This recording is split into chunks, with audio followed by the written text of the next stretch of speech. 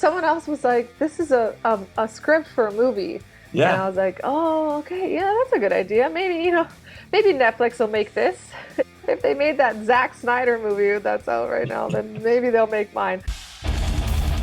Hello, you metal pilgrims, and a very special welcome to all the Unleash the Archers fan on this episode. Because today I'm once again more than happy to welcome Brittney Slayes on the show. Brittney, thank you so much for finding time and joining me. How are you? Hi, I'm doing well, thanks. How are you? Good, good. Well, I just checked something before we started this conversation. It's been more than 3 years since we spoke to you last time. I cannot believe this. The time flies like insane. It's Yes. crazy. I know, right? It was that silly pandemic that just kind of took a huge chunk out of our lives and deleted it. All right, so Brittany, obviously the biggest news about Unleash the Archers is the release of your newest upcoming studio album, Phantoma, which will be out on what, May 10th, which is cool Yes. now. That's I awesome. know. Congrats. It's crazy. Thank you so much. Yeah, we're really excited about it. Yeah, I can imagine. So tell us a little bit about it, because this time around you're opening a new chapter, basically a new storyline completely, right? Yeah. Under the Apex is done, that's it, and the Apex is done. Now you're opening a new storyline. Can you tell us a little bit about it and how did this idea overall come about? Sure. So we started writing it during the pandemic because, there was nothing else to do. It was like early 2021, and the tours that we had all booked for and the festivals and everything for 2020 had once again, we had been notified that they had been pushed and canceled and all that wonderful stuff. So we were just like, okay, well, we're not doing anything for at least the next, 6, 7, 8 months. So we've decided to start writing the record. And I had this idea for Phantoma. Mostly it was just kind of about the Mhm. character of Phantoma and the album title, really. And I sent the whole idea to the boys and said, "What do you think of this?" Along with a couple others, kind of to choose from. And I said, "What do you think of this as the album?" And the boys all said, "Yeah, Phantoma sounds like you can stretch it into 10 songs and that it would be an interesting concept. So let's go with that." And so I went about, kind of exploring the themes and everything that I wanted to convey and stretching the story out into 10 songs. Mhm. And it was very much inspired by like just typical science fiction. I've been a science fiction lover my whole life, and so it comes from comic books and movies and video games and all that good stuff. It's it's a little bit of the Alien franchise. Mhm. I've always loved, Yeah. especially Aliens. Bishop was like one of the best androids, ever. He's like the hero at the end of the story. I love that. And then of course David from the newer movies from Prometheus is like the scariest android ever. So that's like kind of influenced it, as well as, Blade Runner 2049 and just kind of all the science fiction portrayals. Data from Star Trek was a big one with his conflict constantly within himself, and so I just kind of took that and created a story around it. And um, I was also really influenced by this comic book series called Tokyo Ghost, Mhm. which is set in the near future as well, but where humanity is, the planet is on the brink of being destroyed by pollution, and there's a lot of places that are unlivable and that kind of thing. And but humans just kind of walk around surrounded, like the new Apple headset, surrounded by screens everywhere they go, and it's just like constantly inundated with junk and commercials and the internet, and everyone's just like on drugs because the world is just life is just so hard, and no one's got jobs because they've been replaced by machines and stuff like that. So that's kind of really, I just took that and like pushed it and further into the future to see where we would be at, and really just tried to focus on Phantoma as a character and her growth, and her becoming sentient and then realizing, wait, I'm trapped in a computer, like I need to get the heck out of here. I want to be a human. I want to go live with the humans. And then her escape and then joining the humans in the biome and realizing that they live such awesome lives and that robot kind is like stuck out in the wastelands of the planet that they've left behind, and it's kind of like, wait a minute. And realizes the humans aren't so great, but then she's also rejected by her own kind because of her love for humans, and so she's just like, like this war inside of her. And yeah, it's really kind of the typical human experience, but seen through the eyes of sentient AI. This is mind blowing. And honestly, you just started talking about it, and the whole concept of this album is kind of appearing in front of my eyes. Have you ever thought of like taking it to the next level and releasing maybe, I don't know, anime or something like that? Work on something like this for this album. Oh, that would be awesome. Yeah. Someone else was like, "This is a script for a movie," and Yeah. I was like, "Oh, okay, yeah, that's a good idea. Maybe maybe Netflix will make this if they made that, After whatever that, Fallout success, that would be yeah." a good one. If they made that Zack Snyder movie that's out right now, then maybe they'll make mine. But yeah, no, I hadn't really thought about it. I'm still trying to do the graphic novels for Apex and Abyss. So I'm like, just How's that focus, going? It's been 3 years. right? Yeah, I know, and it's tough because I don't know how to write graphic novels, and so I'm like constantly like referring like, what is a wide angle WA on, like just terrible. Um, but yeah, I mean, that's I think that's why I write albums like this is because I love movies, like an absolute cinephile, and I love books. I love like these science fiction epics. A huge fan of all science fiction and fantasy, trilogies, sexologies, all the George R. R. Martin stuff, Oh, and I feel like it I literally have a influenced. Middle Earth map behind me. So Exactly, I think we're Tolkien. good. Yeah, absolutely. So I just kind of, I don't do those things. I do music, so I'm kind of doing those things through music. Talking about, music and creatively in terms of actually writing music, was it any different working on Phantoma compared to your previous records? Yes, absolutely. It was much more difficult with like lyrically Mhm. to tell the story, but also keep it in a way that if someone isn't, listening to it from beginning to end, that they just kind of get dropped in the middle, that they can still listen to the song and not be like, wait, what is she talking about right now? What's going on?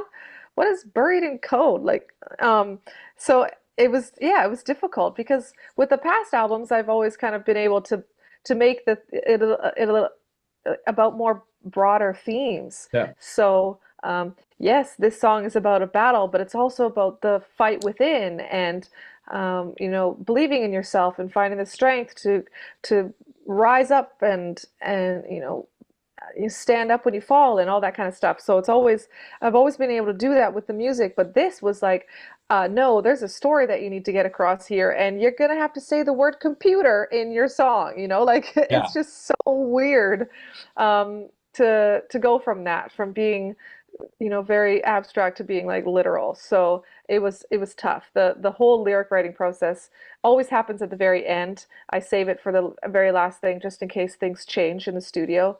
And if a part gets cut and I have written lyrics for that part that were like super important when it comes to getting something across storyline wise, and all of a sudden it's gone, it's like, it's way too difficult to start over in those cases. So I always wait to the very end.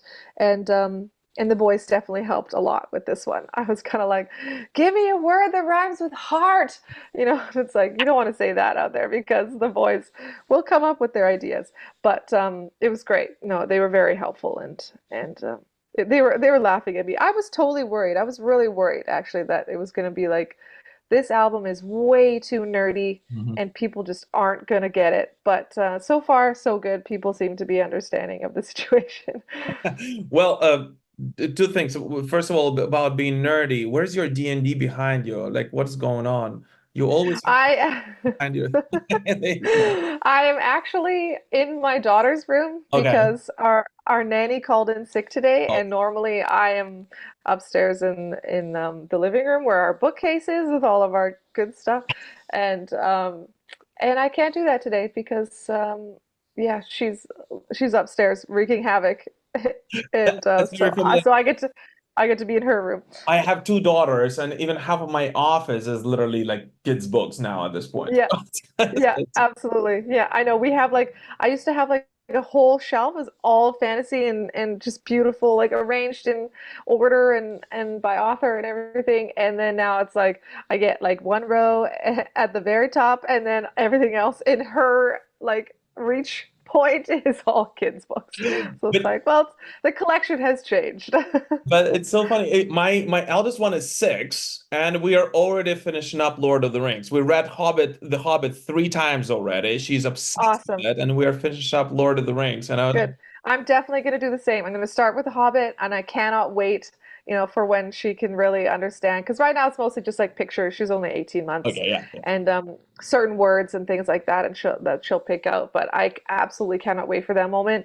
That girl is going to be reading science fiction and fantasy from the moment, that she's in a big girl bed for sure. This is wonderful. Well, going back to the album itself and what you said about, writing it is very much of a concept album, like much more of a concept album than even the previous concept albums. Yes. Very much of an old school guy, right? I listen, you can tell it from the vinyl records that I have. I listen to Heck yeah. records, from the very beginning until the end. I don't listen to singles usually. I don't, I'm not really subscribed to many playlists except for my own that I'm creating, right? Right. But were you a little bit worried that in a modern digital world and with the new listening patterns, this album might not unfortunately succeed as well, as the previous ones because people are so used to going to playlists and turning on radio on their Spotify app or whatever it is, and they will simply not get one song out of it. Absolutely.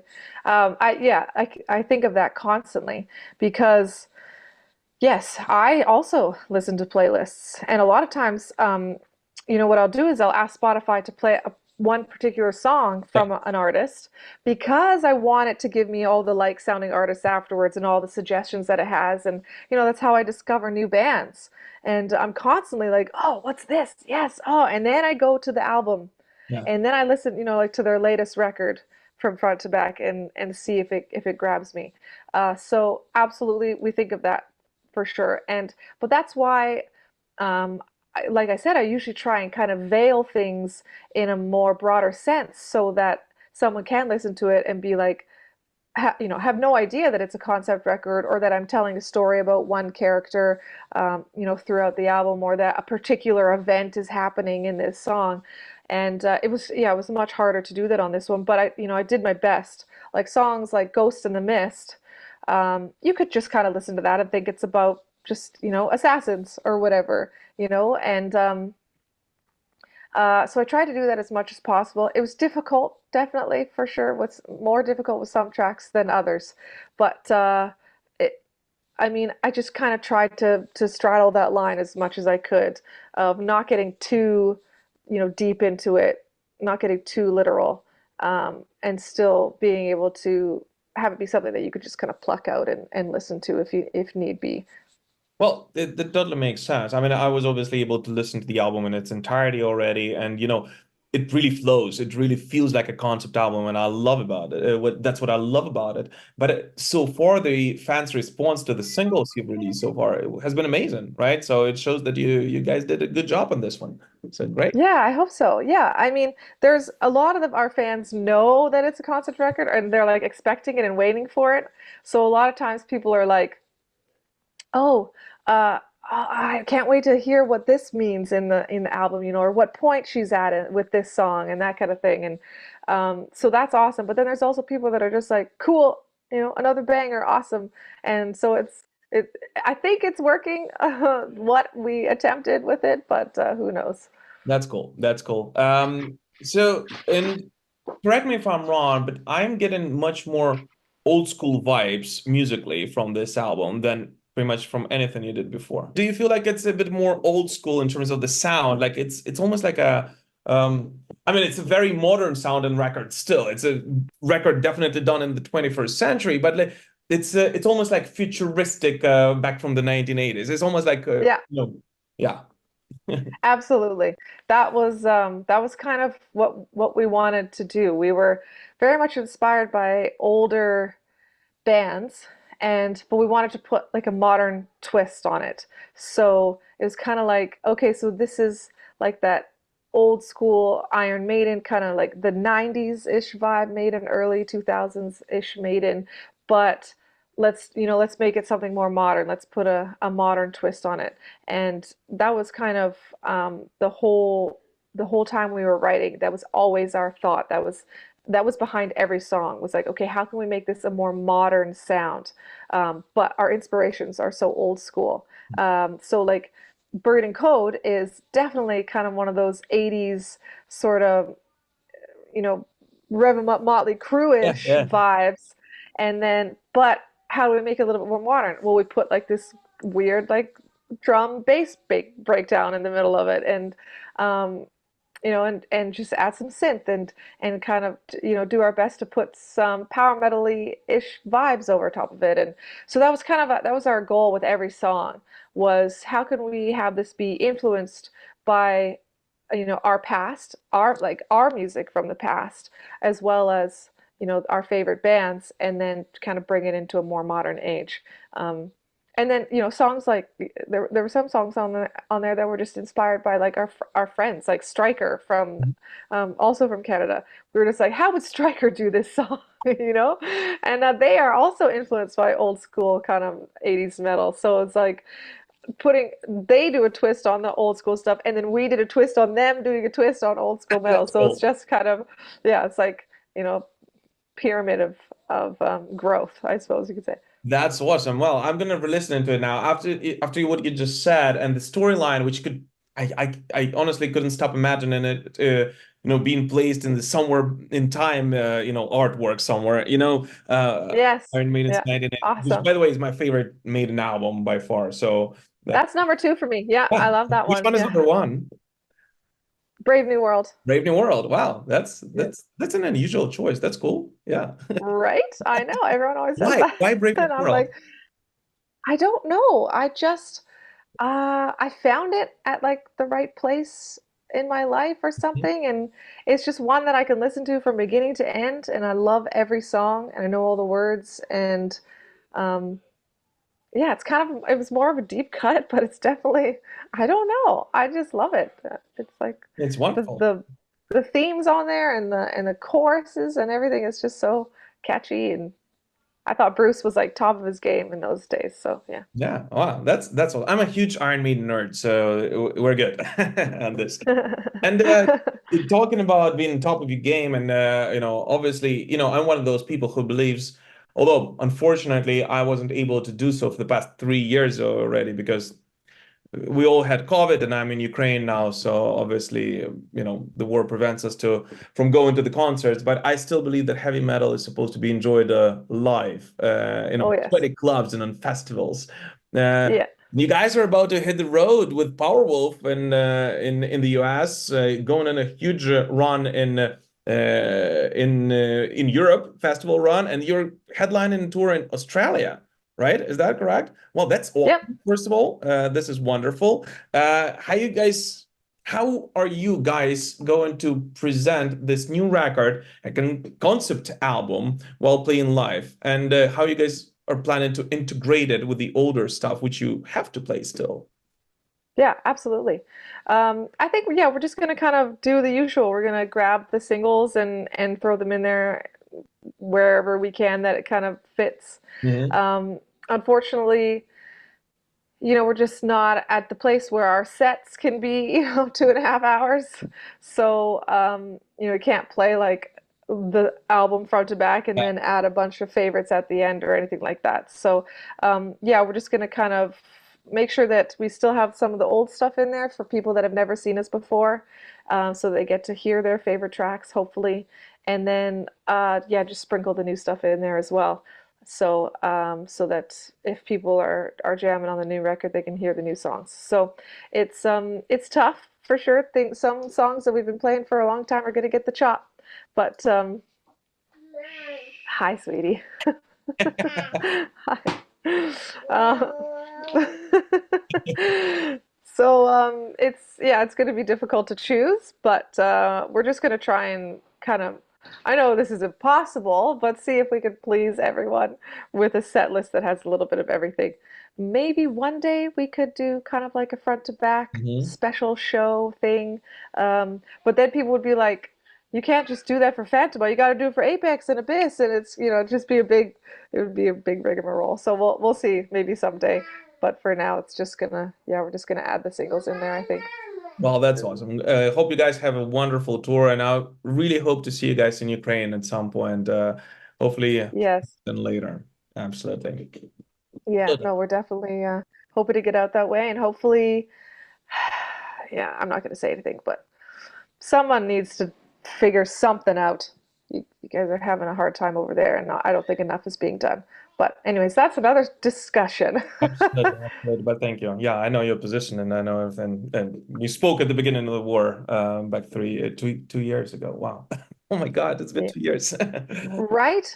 What the hell? Okay. Anyways, Yeah, yeah. All right, back to the album and back to the tour. Are there any songs that you simply cannot wait to play live in addition to the singles you've already released? I assume those are automatically going into the set list. right. Um, yeah. Uh, Blood Empress, I think, is going to be a really fun time. Yeah. And because we've never really done a song like that before, so I'm super interested to hear how it goes over live and see what people think. And I mean, I don't think we'll ever play it live. I don't know if we will or not. It definitely didn't get the vote to be a single, and even though it's one of my favorite songs on the record, but I just love Gods in Decay. That's I a great love song. that Like, what do you chorus, mean? I was sure it would be released as the third single. Like, seriously? right? Yeah. Yeah, that's what I thought. I was like, how can you not just like move to this song? But I got outvoted. Like honestly, like 4-1. Nobody else wanted it as a single, and I was just That's like, yeah, oh. yes. But maybe one day I could convince them to play it because that song is just way too much fun. I can't help but like bop every time I hear it. So maybe one day.